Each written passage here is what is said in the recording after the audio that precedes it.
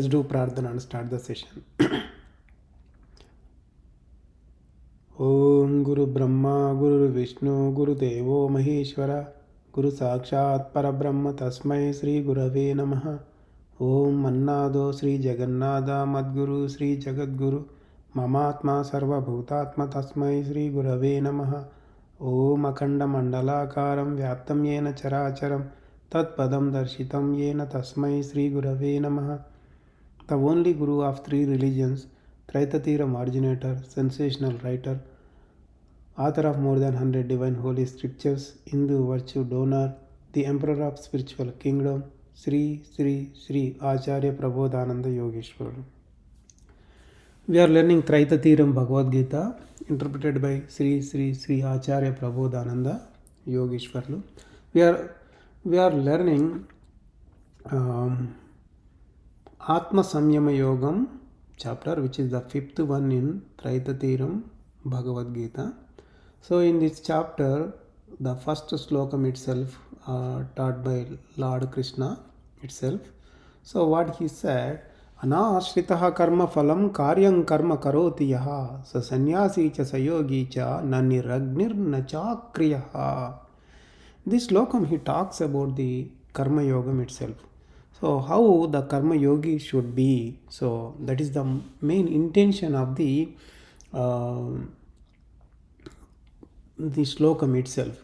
So the whoever does not refuse to the fruits of action and he does the all activities, he is called true sannyasi, true yogi. The one who does not have fire, who does not do activities or actions or tasks or work, he will not be called as sannyasi at all. That is what the main important meaning of this slokam itself here. So we can call yogi as sannyasi, sannyasi as yogi. So both of the meaning is same. Both the terms meaning is same. Yogi or sannyasi, both are same. So in this slokam, Lord Krishna first he said about the sannyasam. So the sannyasi, who is called sannyasi? The main intention is to reveal us who is real sannyasi over here. So in our daily life, we will be doing many of the jobs in order to survive ourselves, to earn the food and lead our life. So that's why our elderly people said that there are millions of jobs for food purpose. To earn, to get the food, there are millions of jobs to perform. So we perform many tasks, maybe a good task, maybe a bad task, whatever it may be. So we will be doing the task. So for every task, for every job, there is a result outcome which is physical, which we can see that. Suppose a laborer does a task, a job, so he will be rewarded $100. Suppose. So if there is another job holder who does high level job, who is earning some thousands of dollars per day, suppose. So like that, we see the labor, we see the high designated person, the high profile job person. So the earnings of the money varies from designation to designation, the person to person. Based on that, we say one guy, oh, he is a millionaire, he is a billionaire. One, we say about a person, he is just the poor fellow, he doesn't have much money, like that. So our view is always on the outer world. So outside, we are looking at outside view. So we are just justifying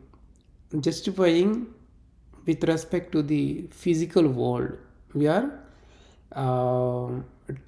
deciding based on the result which we see. He is a rich or poor, like that.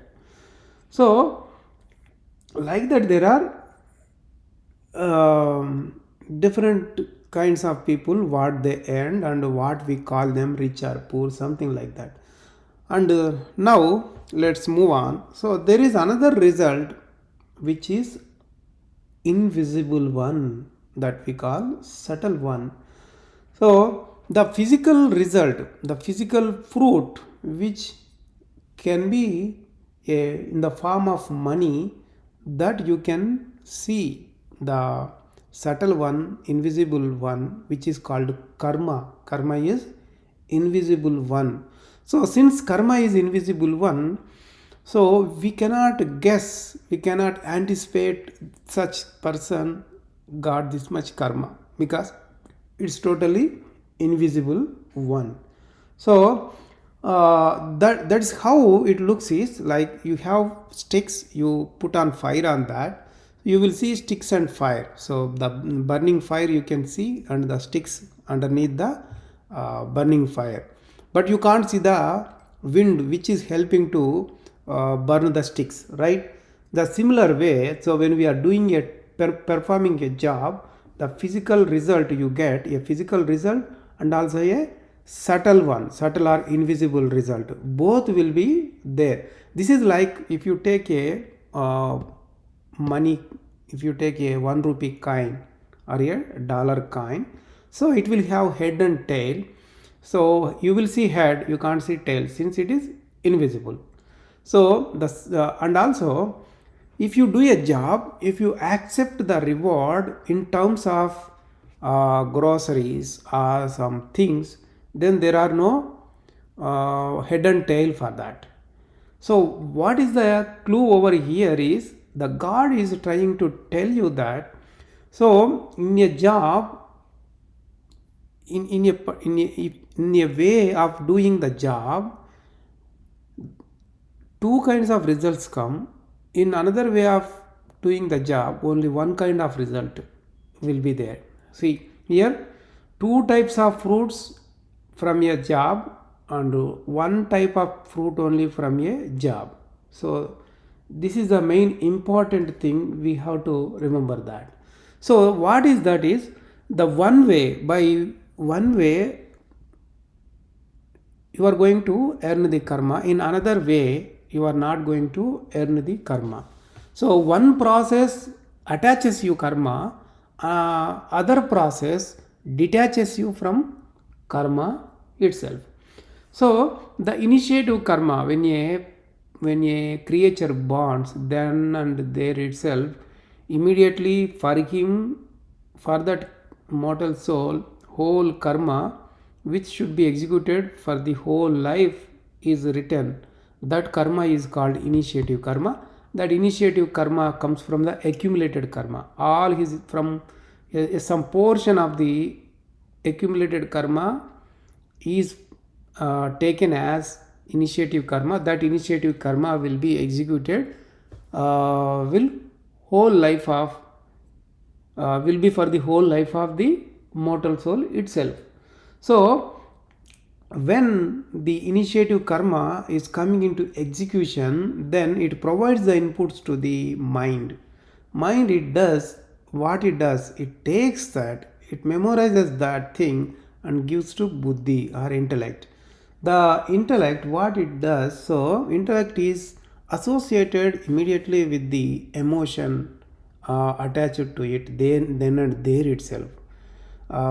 Because we know that intellect follows the emotion.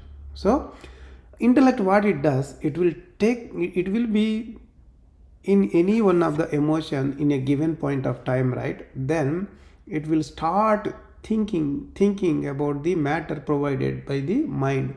When it is doing the things, it will be playing dual role, like dual thinking, duality in thinking. Oh, is it good, is it bad, oh, can it be doable, cannot be doable, like that. Two ways it will be continuously thinking, it does not stop. Then the chittam, which is the decider factor, which decides the task to execute or not. So what it does, it will take up one decision out of the thoughts generated or being generated by the buddhi itself. Then it will order the mind. So mind is the one which is associated, which has contact with the five sensible organs, five actionable organs, So here the in Chittam, which is deciding the action, it will give order to the mind. Mind, what it will do, it will provide that input, orders the actionable organs to perform the task. Here, so then the task happens. The task is executed from the body. So, uh, so here to execute a task, who are playing the chief role? Mind, intellect, chittam, manasu, buddhi, chittam. These three things and 10 actionable, 10 organs.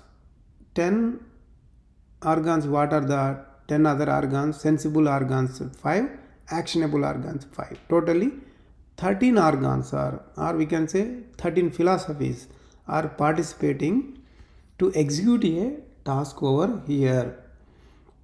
So now we came to know the mechanism, how the mechanism is working inside the body to execute the task. Have you seen any involvement of the creature, the mortal soul inside this uh, for executing a task? No, nowhere. He is not involved in execution of the task, so he is no way involved in that. He is only just witnessing that. So when the initiative karma is coming into execution, mind, intellect and chittam, they are doing their own task, but there itself the mortal soul is there, but he is not doing any task, but he will be knowing everything what is happening, because in front of the mortal soul the intellect is there. So intellect, what it is, what it does, it will be showing the all the things to the mortal soul. That is why he will be knowing every thought, every action, everything he will be knowing. So here ego is also one internal organ, but it is also not doing any task over here. So here ego and the mortal soul, they are not involved in the action. So the action is, the task is happening because of the response from the mind, intellect and chittam, the decider one only. But the mortal soul experiences only happiness or sorrow. So if mortal soul gets a thought, that thought comes to the mind, right? Mind gives to the buddhi, so buddhi will be thinking left, right, something like that, right? So when mortal soul has to eat a laddu, what happens? So when the thought comes to mind, it gives to buddhi, buddhi will be thinking on that. Then if he has to eat that, if it is there in his karma, then chittam will decide to execute the task. Then it will order the mind to make it happen. Mind, what it does, it receives the order from chittam, and then it orders the actionable organs. Suppose the hand, so hand will take the laddu and put inside the mouth. Mouth is also another actionable organs. While he is chewing that, then what happens? Immediately the tongue, which is also a sensible organ, that provides the input to the mind. The taste is a sweet taste, so mind will give to buddhi, buddhi will let mortal soul know that. Mortal soul will be happy because it is sweet.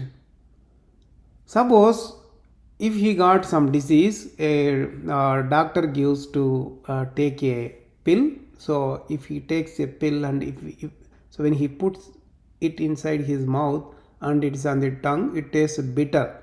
So bitter taste, then he will be unhappy there. So he will be in sorrow. Like that, continuously the mortal soul will be experiencing happiness or sorrow, always. So the mechanism of body is also established in such a way that the mortal soul should experience the initiative karma inside the body itself. So while the mortal soul is experiencing, he is experiencing, his duty is only to experience happiness or sorrow. That's all. So so far we did not learn about ego, what it is doing, right? So there are five internal organs: mind, buddhi, mind, intellect, chittam, ego, then mortal soul. We can say five internal organs. These are five internal organs, right? So out of that, ego is also. So we came to know that mortal soul is not doing any task. There is again ego is also there. Ego is not doing any task. So what it does, ego is not involved in execution of the task, but then what it does. So its duty is to always misleading the mortal soul. We know that mortal soul is not doing any task, but he is sitting there itself, and he is experiencing happiness and sorrow. He is witnessing everything, since intellect is providing all, intellect is showing to him everything what is happening. So here ego will teach him, will preach him so much that you did this, you did this, you did this, you did this. Always it says you are the reason, you are the reason, you are the reason, you only did this. That way the ego, what kind of feeling it provides, the same feeling the mortal soul is uh, getting it from the ego. He is taking it, when he is accepting the words of ego, then his karma is directly getting deposited into his wheel of karma itself. So here what's happening, the mortal soul, one way he is experiencing the initiative karma. So while he is experiencing that, when he is listening to the what ego says, then he is again earning the agami karma, the future karma. So that way he is developing his karma, not reducing his karma. So in the entire world, every creature is doing the same thing. So every creature is having the interest on the external world, but nobody is looking inside his body what's going on there. That is why, so the ignorant people, they are earning the karma always. So because of that, the karma bondages are there. He is not avoiding the karma, he is not overcrossing the karma. So he will be always in the life, birth and death cycle itself.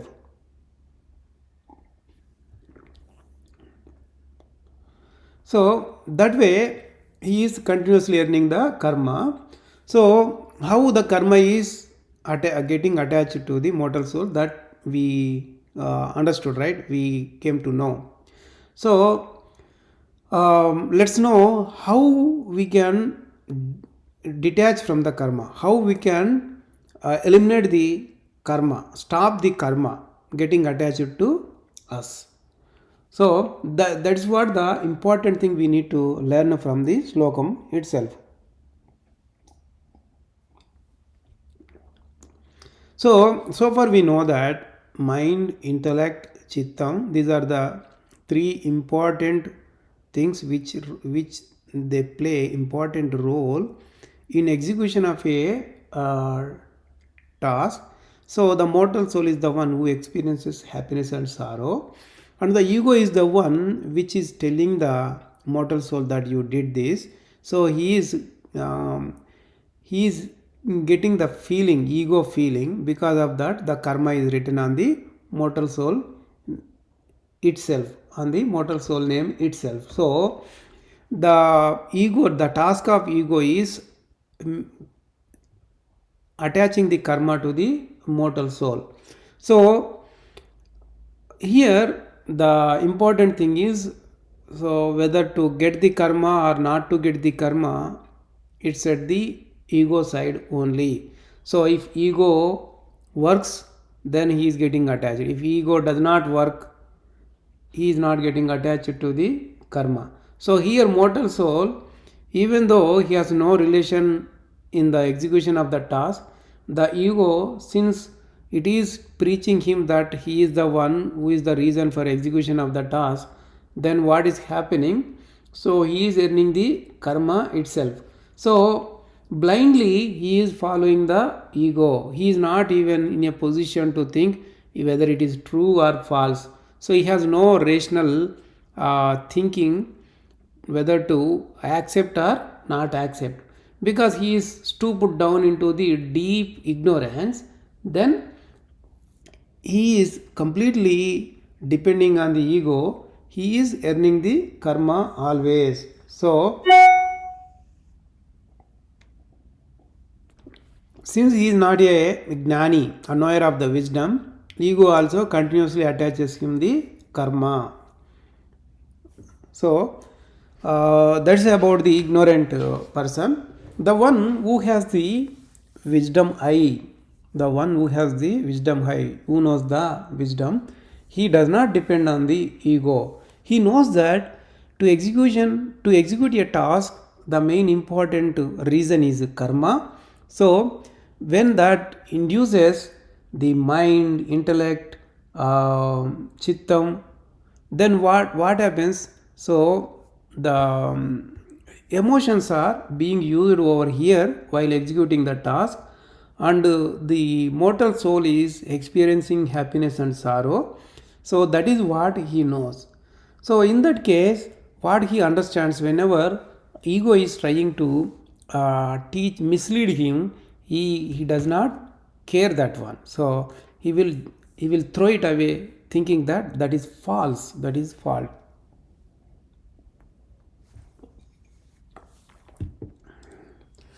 So here, if you see, without oxygen there is no fire at all, right? So in order to stop the fire, you have to use the carbon monoxide. Okay, carbon monoxide. So when you put on carbon monoxide on a fire, it will shut off immediately. So here, when there is a oxygen, fire is burning, fire is there. When there is no oxygen, there is no fire at all. So here, when ego is working, there is no wisdom fire inside your head. So when there is no wisdom fire is not, since there is no wisdom fire, you are not burning the future karma. So you are getting attachment to the karma, you are earning the karma. When ego stops, it's not working, what happens? There is a wisdom fire, so that is burning the future karma itself. So here what we can conclude is,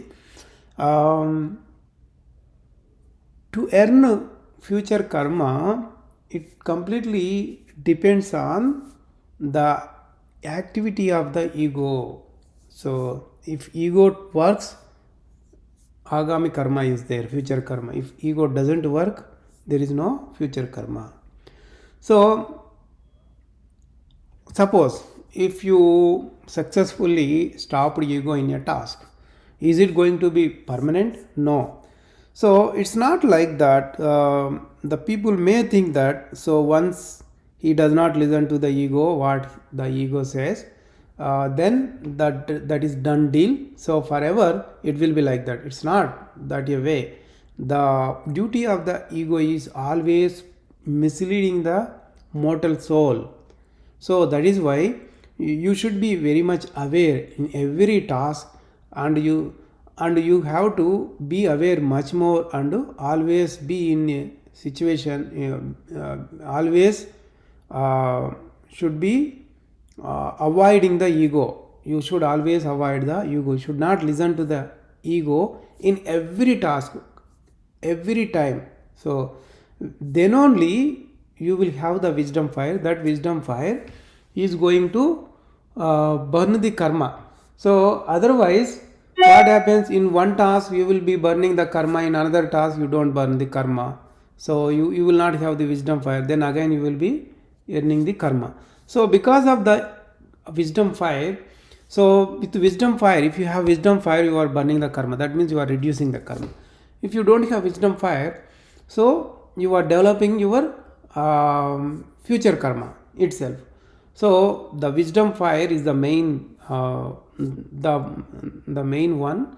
So by which if you have, you will reduce your karma. If you don't have, you don't reduce your karma, you will increase your karma. The one who is the knower of the wisdom, we call him as a gnani. So he knows the mechanism of the body, how the action is executing outside. Everything he knows. So he knows that the initiative karma is the one main reason to execute any task, and because of that task it is getting executed, it will have a fruits of action as well, and he will not refuse to the fruits of action. He does not accept that.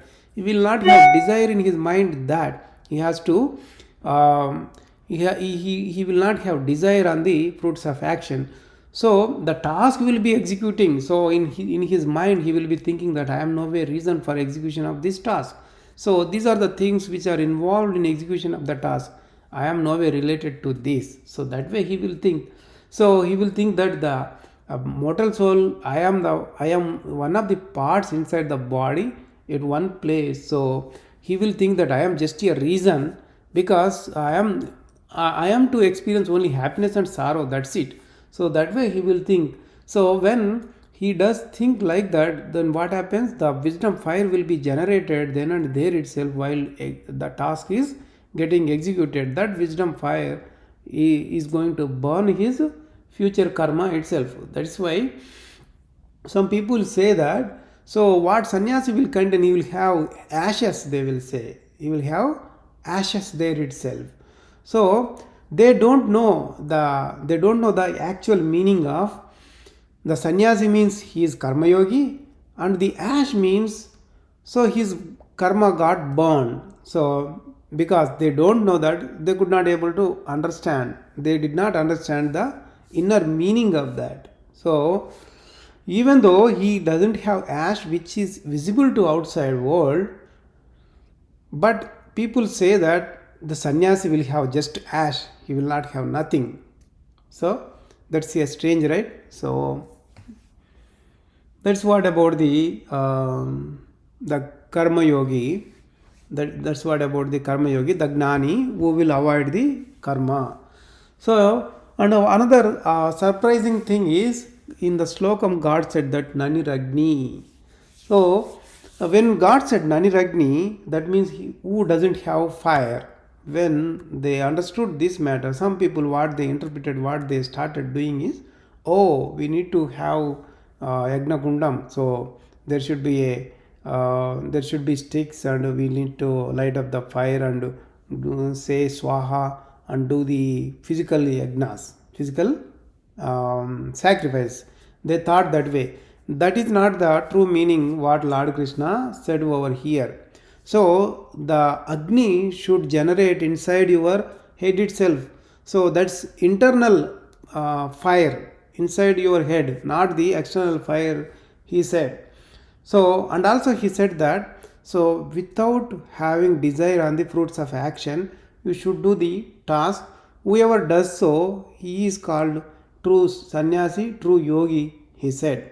So that is why the gnani, the person who knows the thing that the initiative karma is the one to for execution of the task, and what all the organs are participating in execution of the task, then he will think that he is no way related to that. So that way he will be yogi itself, because in that situation he will have wisdom fire. That wisdom fire will burn his future karma itself.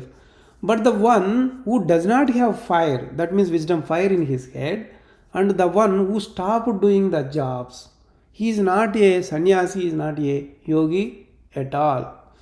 So some people what they do, if they do job, they are going to karma. That's why they stop the job. They think that they are sannyasi. It's not like that. God said, though you are doing the task, when you have wisdom fire in your head, you are not going to earn any karma. That becomes a true sannyasam. So that is why in the Slokam he said that, so the one who does not put desire on the fruits of action, and he does the activities, he will be called true sannyasi, true yogi.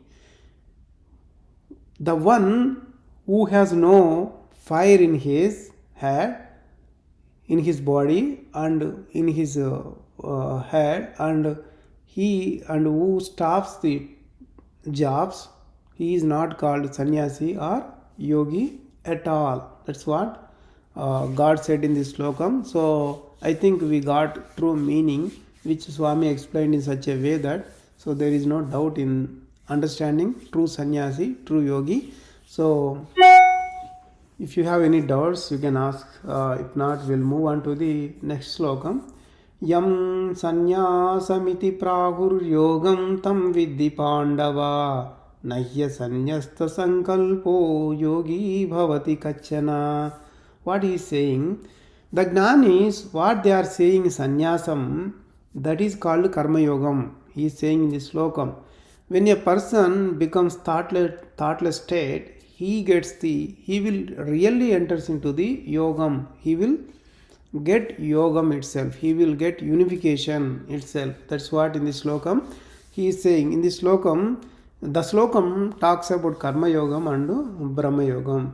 So we came to know that the one who does not have desire on the fruits of action, and he does the activities, so he is called true sannyasi, true yogi. So the true sannyasam or true yogam will be within the body, but it cannot be expressed to the outside world. So the true sannyasi, true yogi, who is karma yogi, he cannot be identified outside. There is nothing to recognize him, no external symbols to identify him.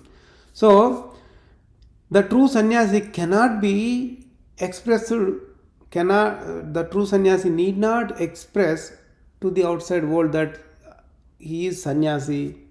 So okay, so whenever he has the fire internally, when he burns the karma, the future karma, he is called karma yogi. So in the ancient days, Janaka, the king Janaka, who was involved in all the activities in the physical world, he did not refuse to the fruits of action. That means he did not desire for the fruits of action. So he did not earn the future karma. So that way, even though he involved in all the tasks, he did not earn any karma. Finally, he got a liberation also. So that is called karma yogam itself. And another thing, there is brahma yogam. So the brahma yogam is different compared to the karma yogam. In karma yogam, whoever is karma yogi, you cannot identify him. But the brahma yogi, so you can identify the brahma yogi because he has to stop his body doing all the tasks. He has to be stable and sit idle there itself. So and he has to eliminate all his thoughts. He should go zero state of mind. So he has to do that one. So when there are no thoughts coming to him, then his emotions won't work, his buddhi won't work, intellect won't work, mind won't work, and the chittam also does not work there itself. So in that situation, in that context, his body does not move there itself. It's steady, stable, stiff there itself. So nothing will be working inside his body. So he is not working outside as well. So there is no breathing at all to him. So he will be like a stone, he will be sitting like a stone. So in that situation, what happens when mind is not getting any external matters? The external matters will be given to the intellect, right? So when mind stops working, then intellect is also not receiving the external matters. So the mind will be going to the Brahmanadi, and there the immortal soul will be there. It will be grasping the matters from immortal soul, and then it will be providing that to the intellect. So the intellect will be showing that to the mortal soul. Then the mortal soul is able to visualize immortal soul through the mind. So that state is called Brahma Yogam. So in order to get that state, he has to eliminate all his thoughts, sankalpas, everything. That's why in the slokam, Sarva Sankalpa Sannyasi, Sarva Sankalpa Sannyasi, all his thoughts are becoming zero there itself. So whoever does that, he is called Brahma Yogi. So in this slokam, God said about Karma Yogam first, then Brahma Yogam. Let us stop session over here. Let us continue third slokam on the next Sunday. Let us do Prardhana and end the Mangala Prardhana and end the session. Om Mangalam Gurudevaya Mahaniya Prabodhatmane Sarvaloka Sharanyaya Sadhu Rupaya Mangalam. Prabodharpanam to everyone.